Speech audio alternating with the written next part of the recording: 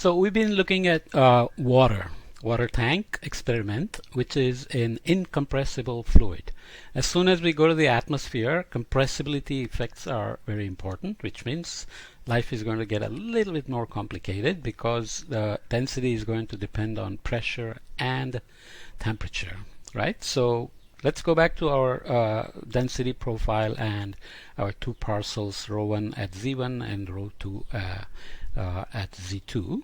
So ρ1 at Z1, we are in a gas now, so atmosphere is nearly an ideal gas, so we can keep using these relations.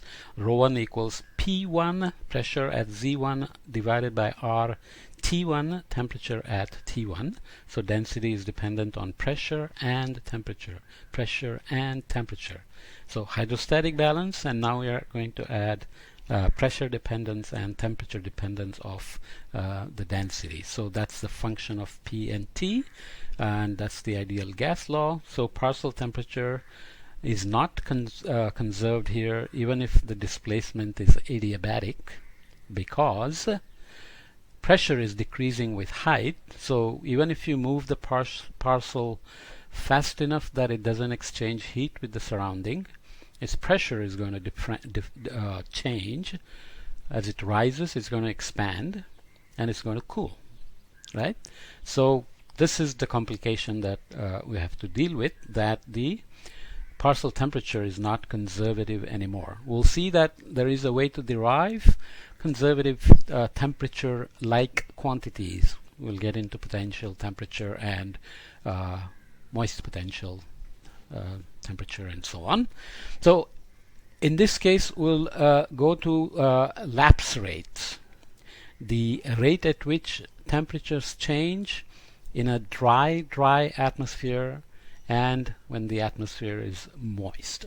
So here is our Clausius relation, typically known as the second law of thermodynamics. The amount of heat gained by the parcel is going to depend on the work it does on the atmosphere by expanding or compressing, and the change in the volume. So the relation between P, V, and T is going to give you a change in heat as well, cooling or warming, right? So there is a work done and there is a change of heat content, internal energy, you can call it, right? So du is basically CV dt, how much the temperature changed because of the work done. So constant volume, the heat capacity at constant volume times dt.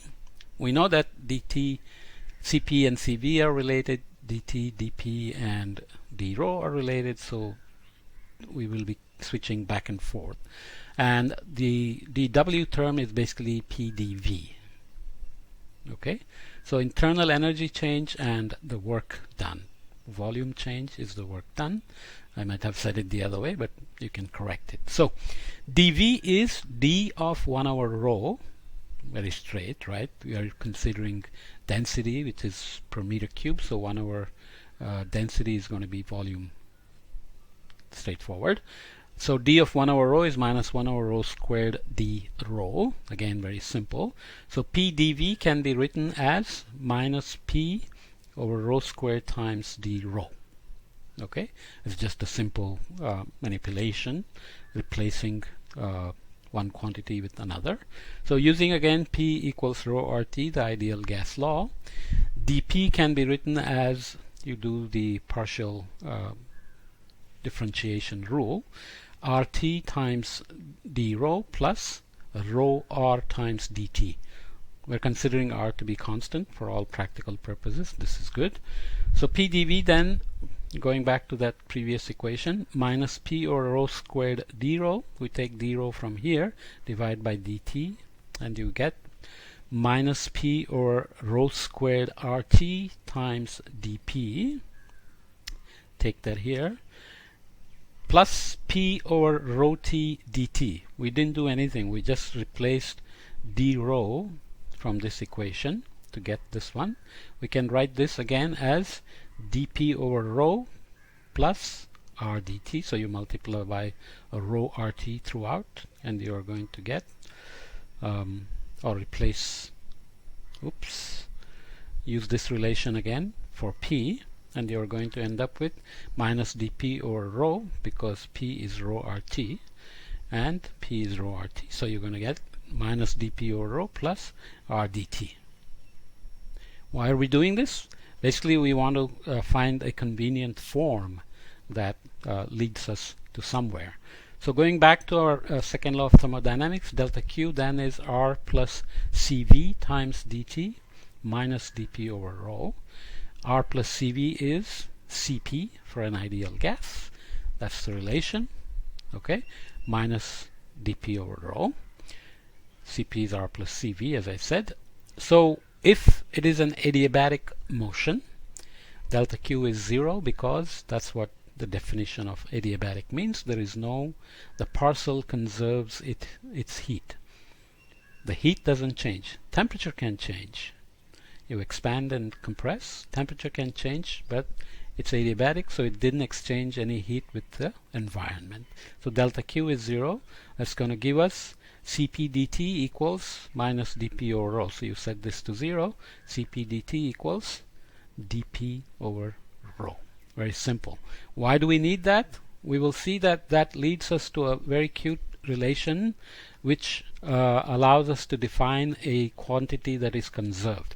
Why do we need that? Because if temperature is not conserved, even when the motion of the parcel is adiabatic, then temperature is not going to be very helpful for a lot of the things we want to do, right?